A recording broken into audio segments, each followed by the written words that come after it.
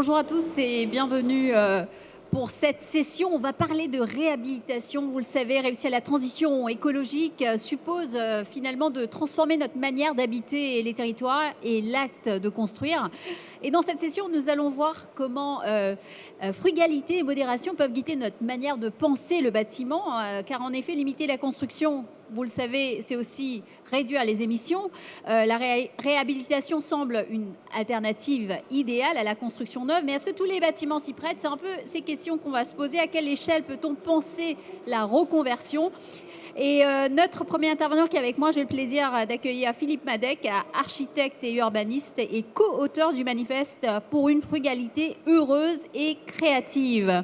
Donc vous allez nous demander à plutôt ménager et prendre soin de notre territoire. Et en tout cas, Philippe, nous avons hâte de vous écouter. Quelle est la différence finalement entre aménager et ménager les territoires? Parce que ça peut sembler flou ou la même chose pour certains. Aménager vient d'une époque productiviste, industrielle et qui ne tenait pas vraiment compte des lieux qui étaient aménagés. Et nous pensons qu'aujourd'hui, il faut arrêter ce regard productiviste sur le territoire pour ménager les territoires, c'est-à-dire pour en prendre soin, simplement, pour avoir du souci, à la fois pour les milieux, qu'ils soient... qui sont tous habités. Donc voilà, il nous faut prendre soin. Alors, construire ou ne pas construire? Alors, la question que je vous pose, c'est est-ce que c'est un non-sens aujourd'hui de se dire de démolir pour reconstruire? Ah oui, c'est totalement imbécile. Enfin, pourquoi détruire encore? Mais pourquoi détruire tout court? Ce qui est déjà là est une énergie en place, de la matière qui est déjà là. Son bilan carbone est d'une certaine manière ramené à zéro depuis le temps où il est là. Et le détruire, ou détruire les structures qui sont là, eh bien, c'est repolluer, réutiliser de l'énergie pour la démolition, pour le traitement des déchets, et puis pour reconstruire ensuite. Enfin, c'est une aberration totale. On voit bien, tout le monde n'a pas comprise comme aberration. Alors, depuis ce matin, on a eu pas mal d'intervenants qui sont venus nous parler, nous expliquer aussi leur vision sur ces sujets, sur ces grands défis, ces enjeux quand il s'agit de la construction, en tout cas de cette filière, de cette industrie. J'ai aussi, ce matin, en tout cas, ceux qui étaient là ont entendu beaucoup, il faut construire, il manque des logements, il faut encore construire. Donc voilà, donc la question, elle est simple. Est-ce qu'on a besoin de construire du neuf pour répondre aux besoins de logement? Est-ce que construire du neuf, c'est moins coûteux? Est-ce que c'est moins coûteux que de réhabiliter un bâtiment ancien? Alors, il y a plusieurs questions à votre question. Allez, on va commencer par la première. Donc, qui est, voilà, est-ce qu'on a besoin de construire du neuf? Chaque fois, se poser la question, faut-il construire? Et la réponse n'est pas toujours oui, il faut construire. On peut réemployer, réutiliser les bâtiments, réhabiliter évidemment, et puis simplement regarder autour de nous. À la fin de l'année dernière, il y avait 4 millions de mètres carrés de bureaux vides à Paris et on en livrait 1,3 million.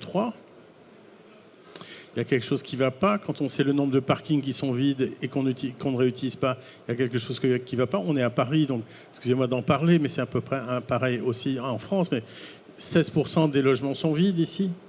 Qu'est-ce qu'on fait de tout ça? Donc la question, ce n'est pas juste de faire tourner le bâtiment. L'idée, le bâtiment va tout va. Ce n'est pas forcément lié au neuf. C'est la gestion.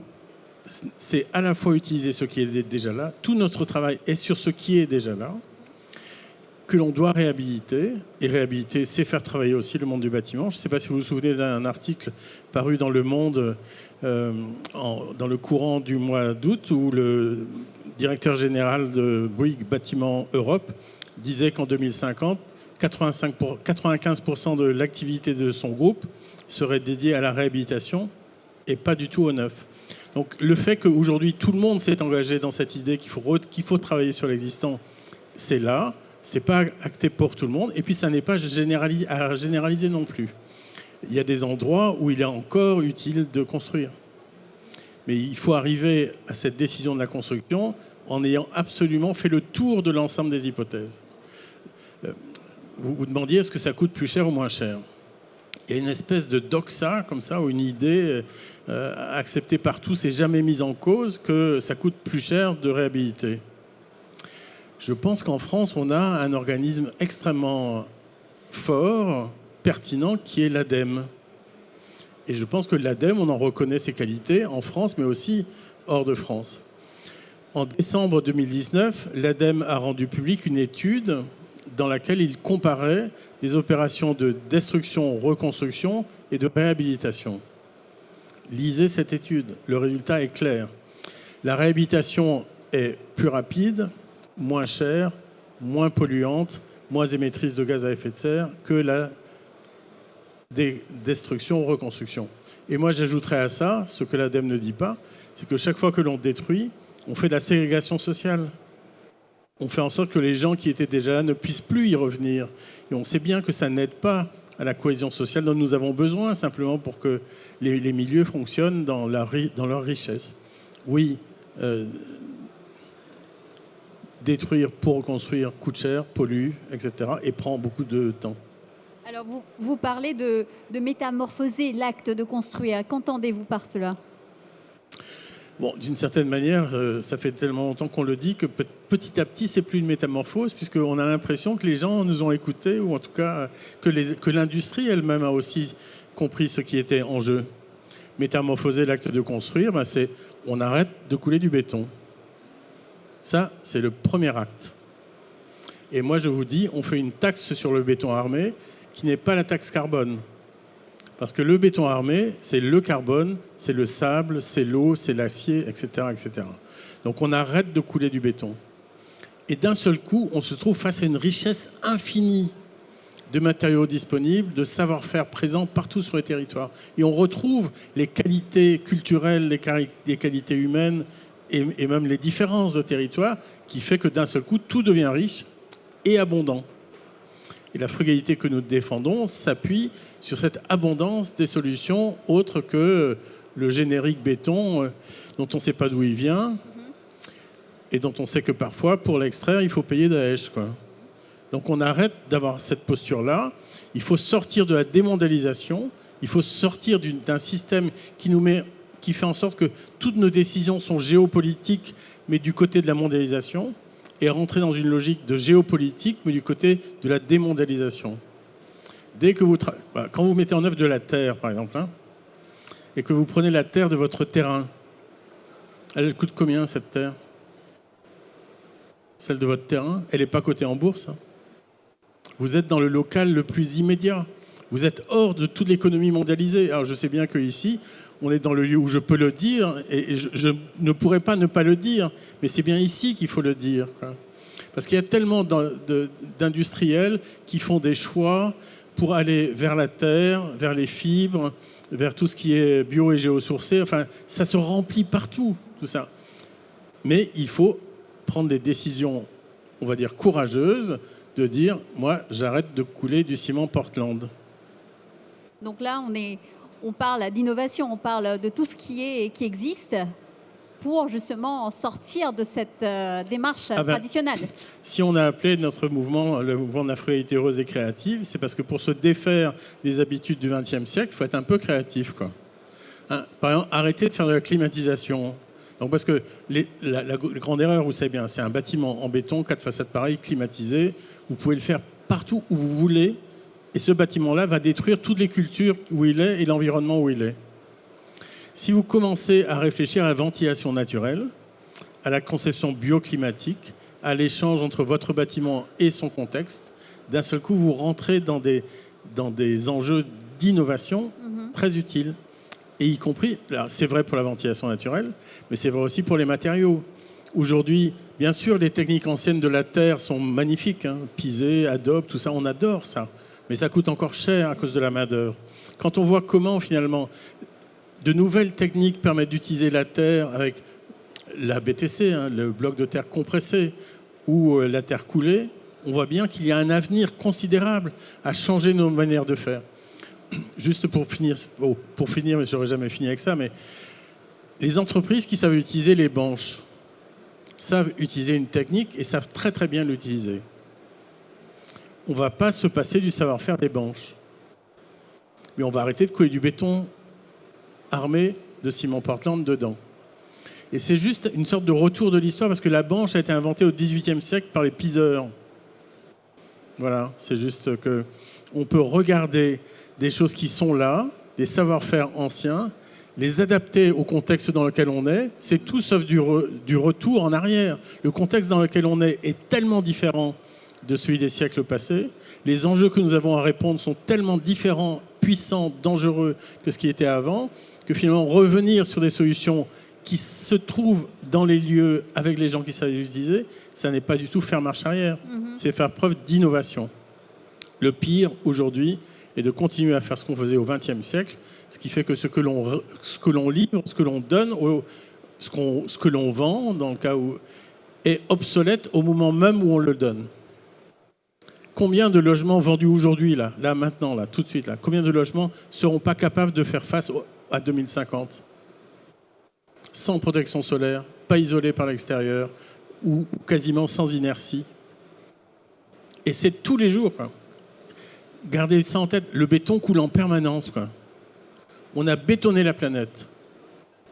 Et on continue à le faire. Et on est cool, quoi. C'est bon, quoi. On peut encore un peu. Mon œil, on peut plus, quoi. Et c'est pareil pour l'isolation par l'intérieur, avec du polystyrène, les menuiseries en PVC avec des volets roulants en PVC. Enfin, et après, on écrit dessus RT 2020, moins quelque chose, et on est content. Mon œil, quoi. Ça ne peut pas continuer comme ça. On le sait bien. En permanence, on le vit. Et le monde des bâtisseurs est responsable de tout ça. Donc, je vous le dis sérieusement.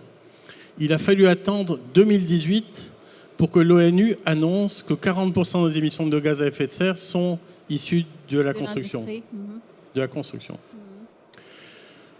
Ajoutez à ça le fait qu'un urbaniste comme moi est aussi responsable d'une partie du déplacement. Vous rajoutez 20% ou 40%. Donc ici, un certain nombre d'entre nous sont responsables de plus de 60% des émissions de gaz à effet de serre. Notre monde des bâtisseurs, celui de Batimat, est au cœur de tout ça. Et franchement, si on ne fait rien, à quoi on ressemble, quoi. Il y a une jeune architecte américaine qui s'appelle Carlyle, qui le dit dans une formule très très forte. Elle dit « Je travaille pour une entreprise qui émet plus de 40% des émissions de gaz à effet de serre. Je ne travaille pas pour une entreprise pétrolière, je ne travaille pas pour une entreprise aéronautique, je suis architecte. » Voilà. Philippe, justement, donc, depuis ce matin, on parle de notre rapport par rapport à la nature, à l'environnement, à l'impact climatique, à l'urgence climatique. Est-ce que justement l'industrie n'évolue pas? Est-ce que notre rapport avec la nature fait qu'aujourd'hui, voilà, on avait perdu ce lien et qu'on le retrouve maintenant face aux défis qu'on a devant nous? Est-ce que l'industrie, justement, elle n'évolue pas dans ce sens-là? En fait, je pense qu'il faut arrêter de généraliser les réponses aux questions. Et il y a des architectes qui, depuis plus de 30 ans, voire plus que 30 ans, réagissent à tout ça. Il y a des entreprises, des sociétés industrielles qui font ce travail-là depuis même aujourd'hui. Moi, je me souviens de la façon dont la HQE, quand elle est arrivée en 97, a fait en sorte que le monde, y compris industriel, s'est mis à réfléchir un peu différemment et à regarder ses productions. Et les premières inventions absolument intéressantes, au moins de 97, mais bien plus que ça. Donc non, tout le monde ne le fait pas, autrement on le saurait, quoi. Et ce serait bien. Tout le monde ne le fait pas, mais grosso modo, tout le monde aussi le fait. Et c'est dans ce mouvement qui est à l'œuvre aujourd'hui que la réponse et la solution est. Je rappelle à notre public que vous allez pouvoir poser vos questions à Philippe. Philippe, vous serez d'accord de prendre quelques questions. Donc, n'hésitez pas, si vous avez des questions, faites-nous signe. Nous avons des micros dans la salle. Voilà, donc vous, Philippe, vous parlez de frugalité heureuse et créative. Donc, comment l'architecture frugale, heureuse et créative peut nous guider justement pour mieux réhabiliter, revaloriser, ménager ce monde où nous habitons, En fait, je vais juste vous montrer. Hop, c'est peut-être ici ou c'est ailleurs. Non, ça va marcher. Hop. Ça va marcher. Voilà, merci. Hop. Ça a l'air d'être un peu lent. Donc, je ne vais pas continuer. Le mouvement de la frugalité heureuse et créative, qui a été lancé en... C'est moi ça? C'est vous? C'est parfait. Qui a été lancé à la fin des années... au début 2018, aujourd'hui est un mouvement international avec plus de 15 000 signataires, 5 500 architectes. Ça fait quand même un petit paquet, quoi, hein, de gens qui pensent qu'il faut faire autrement. Et je ne vous parle pas des ingénieurs, hein, je ne vous parle pas de la société civile qui est d'accord avec nous. Et en fait, ce mouvement, donc, qui a été lancé pour dire stop à tout ça, et qui a été lancé par Alain Bornarel, Dominique Gozin-Muller et moi, aujourd'hui, n'est plus simplement un manifeste, mais vraiment une activité partagée sur tous les territoires, dans le sens de ce rapport du Club de Rome qui est des facteurs 4. L'Europe a utilisé la notion de facteur 4 pour dire réduisons par 4 les émissions de gaz à effet de serre à l'horizon 2050 sur la base de 1990. Donc plus technocratique, vous ne pouvez pas. Hein. On va dire moins sexy, vous ne pouvez pas. Alors que si vous avez lu le rapport du Club de Rome de 97, vous avez le sous-titre qui est le seul projet d'avenir. 2 fois plus de bien-être en consommant 2 fois moins de ressources. Vous comprenez bien qu'on ne va pas demander la sobriété à des gens qui sont pauvres, quoi. Il faut arrêter ça. On ne va pas aller vers le bien-être comme ça. On ne va pas aller vers le malheur. On ne peut aller que dans le sens d'un partage d'une chose positive. Alors, j'ai gardé mon téléphone, excusez-moi, mais parce que juste avant qu'on se parle, j'ai un ami qui s'appelle Yves Perret. Alors, peut-être que certains d'entre vous le connaissent. Hein. C'est un architecte de l'Occitanie qui est un homme magnifique et qui m'a envoyé ce petit message en ayant lu un article paru récemment dans Topophile, magnifique revue en ligne, que je vous incite à lire. Hop, pardon, on va y arriver.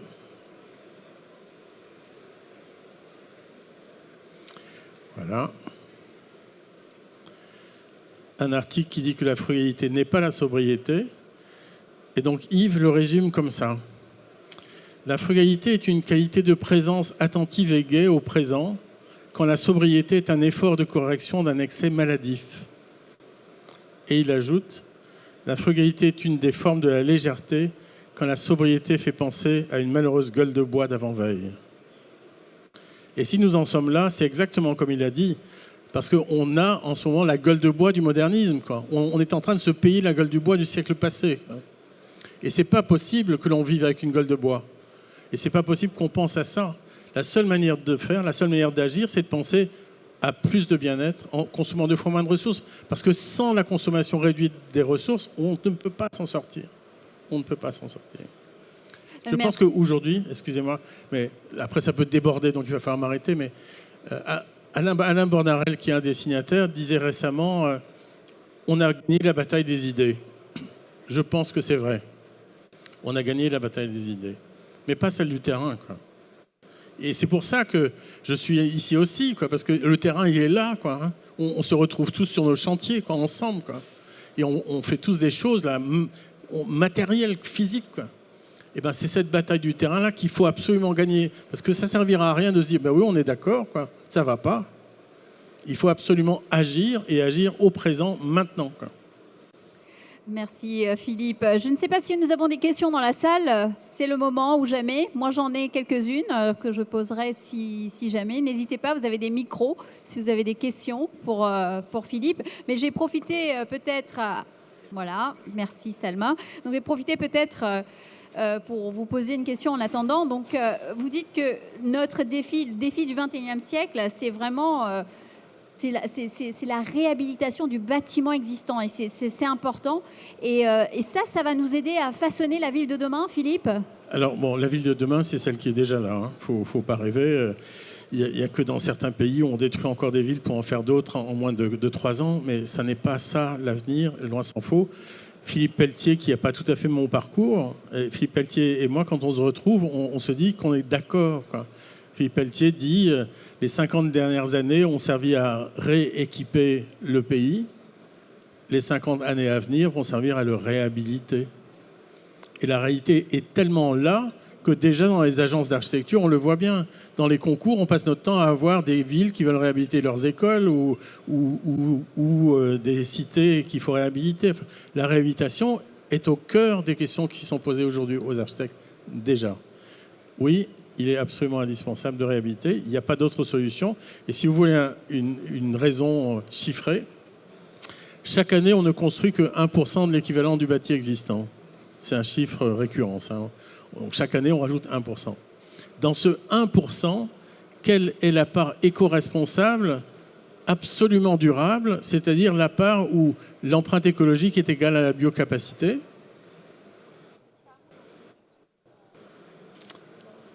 Compliqué à répondre à cette question. J'aurais tendance à dire presque zéro. Donc ça n'est pas avec le 1% que l'on ajoute que l'on va réduire les 40% d'émissions de gaz à effet de serre. Et on sait bien que ce qui est déjà là, les 99% qui sont déjà là, sont souvent des passoires thermiques, qu'on consomme au-delà de tout. Et donc la réalité du travail à venir, enfin on l'a déjà dit, mais c'est que fait-on avec le déjà là? Et moi, je suis pour qu'on le réhabilite, mais pas dans le sens purement technique. Je ne pense pas qu'il suffise de changer le carburateur des bâtiments ou leur carrosserie pour qu'on sauve la planète. Il faut que l'on se mette à aimer à nouveau le monde dans lequel on est. Parce que réhabiliter, c'est retrouver de l'estime, quoi. Et en fait, c'est dans ce retour en estime vers le monde déjà là, et l'envie absolument d'en prendre soin, de le ménager, et on revient au territoire, que la réponse se trouve. Et ce ménagement ne se fait pas entre professionnels. Ce que nous sommes un peu là tous quand même. Enfin, en même temps, nous sommes tous des citoyens, hein, même si nous sommes des professionnels. Le monde, et c'était dans le titre que vous avez choisi, notre monde est habité. Et on ne va pas... Enfin, qui peut croire que l'on va réhabiter le monde habité sans les gens qui l'habitent? Ah oui, des architectes du XXe siècle. Il y en a quelques-uns qui doivent penser qu'ils sont absolument capables de faire des projets tellement beaux que tout le monde dira « Waouh, qu'est-ce qu'on est bien face à ça ». C'est faux, quoi. Ça n'a plus de sens. On ne peut pas envisager la réhabilitation du monde déjà là sans tout le monde. Et c'est d'ailleurs la seule manière d'arriver à la massification. Je ne crois pas du tout à l'industrialisation de la réhabilitation. Je suis au contraire beaucoup plus attaché au fait qu'on doit aider tout le monde, on doit aider au plus proche de chacun des sujets, ceux qui ont besoin, ceux qui ont envie et ceux qui sont en mesure de réhabiliter leur monde. J'ai été il y a quelques jours à Bruxelles pour l'Alliance Rénolution. La région Bruxelles-Capitale est assez exemplaire, il faut la regarder, entre les contrats de quartier depuis 20 ans, qui est la meilleure manière de rénover la ville, et l'Alliance Rénolution qui a 1 an. Vous avez tous les exemples d'un travail partenarial pour accompagner la société à faire le boulot que les entreprises ne sauront pas faire. Alors moi, pourquoi je suis, c'est qu'on forme les artisans, qu'on aide les artisans sur les chantiers, qu'on les accompagne, qu'on ne leur demande pas de se déplacer, de se former, mais qu'on soit avec eux sur les chantiers pour faire en sorte que tout ça change et que tous ceux qui ont besoin de réponses les trouvent sur les chantiers. Merci. Merci Philippe. Je ne sais pas s'il nous reste quelques minutes, peut-être 1 ou 2 questions de la salle, si vous avez. Ah, on a une question ici. Je me disais, vous les impressionnez, il n'y a pas de question, mais non en fait. Bonjour, je suis charpentier et enseignant. Alors, la ville est déjà construite, enfin je partage tout ce que vous avez dit, mais il y a quand même quelque chose qui se passe dans l'Île-de-France, et ça va être une question un peu Île-de-France, je suis désolé, c'est le Grand Paris. Il y a 68 gares qui se construisent. On a une ville intramuros qui est la 5e en densité de population au monde. On est dans une densité qui est comparable aux 5 villes les plus denses au monde. Donc cette densité va, grâce au Grand Paris, s'étendre en dehors d'intramuros. Autour des gares, c'est déjà en route. À Bagneux, on compte en dizaines le nombre de grues autour de la nouvelle gare qui est en train de se construire, juste du métro. Mais j'imagine pour les gares du Grand Paris. Et actuellement, c'est que du béton. Tout ce qui est construit est que en béton. Quel levier, parce que c'était la question, quel levier on a là, et je parle à l'urbaniste, pour que ce Grand Paris ne soit pas des pavillons transformés en tours en béton. Voilà. Et même Merci. Tous les bâtiments qui sont en train d'être faits pour les Jeux Olympiques, hein, ils devaient tous être en bois. Ils sont en quoi? En béton, voilà. Non, mais il faut que le politique se mette à changer un peu. Moi, je suis pour le changement de génération. Je pense que les jeunes générations sont capables d'entendre et de prendre des décisions différentes de ceux qui sont aujourd'hui à la manœuvre. Et c'est extrêmement indispensable de le faire très vite. Et après, il y a des questions qui sont des questions de fond. Vous savez, l'INSEE disait qu'en France, 77,5% de la population était urbaine. Et avec ce chiffre-là, on a fait des métropoles, quoi. Sauf que c'était basé sur une définition imbécile de l'INSEE. Mais je leur ai dit, donc, et ça a été écrit, donc je peux le redire. L'INSEE disait qu'il y avait urbain quand il y avait 2000 habitants agglomérés sans coupure de 200 mètres. Urbain? On se moque de qui? Depuis 2016, la Banque mondiale, l'OCDE, la Commission européenne, l'IAO, la FAO ont retravaillé sur la définition de l'urbain. Les choses ont été rendues publiques il y a 1 an à l'ONU et acceptées par l'ONU. Et au lieu de travailler sur l'opposition imbécile et très moderniste entre l'urbain et le rural, parce qu'avant, ce qui n'était pas urbain était rural, enfin c'était aussi bête que ça, mais ils ont ajouté des dimensions très intéressantes sur le semi-dense urbain, semi-dense rural, le très peu dense et très très peu dense. Et avec ce travail-là, aujourd'hui, la France est à 39% urbaine, à 33% rurale, et les 30% qui restent au milieu, c'est le semi-dense. Donc vous comprenez que s'engager essentiellement sur les métropoles, c'est déjà has-been, puisque les chiffres qui ont été ramenés par ce travail-là montrent une désurbanisation en cours, en tout cas une baisse de l'urbanisation au niveau mondial. Ajoutez à ça qu'il y a quelques années, la Deutsche Bank a fait une étude sur la population mondiale qui faisait qu'on n'arrivait pas à 10 milliards mais à 8 milliards.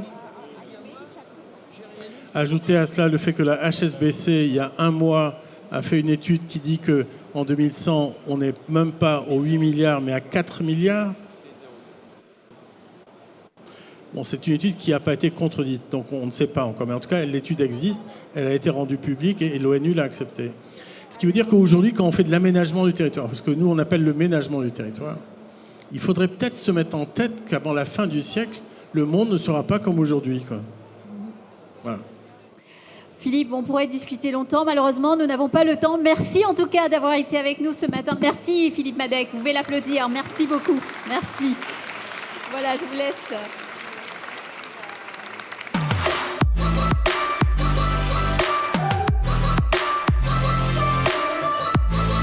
Retrouvez les meilleurs moments du salon Batimat sur Batimat TV.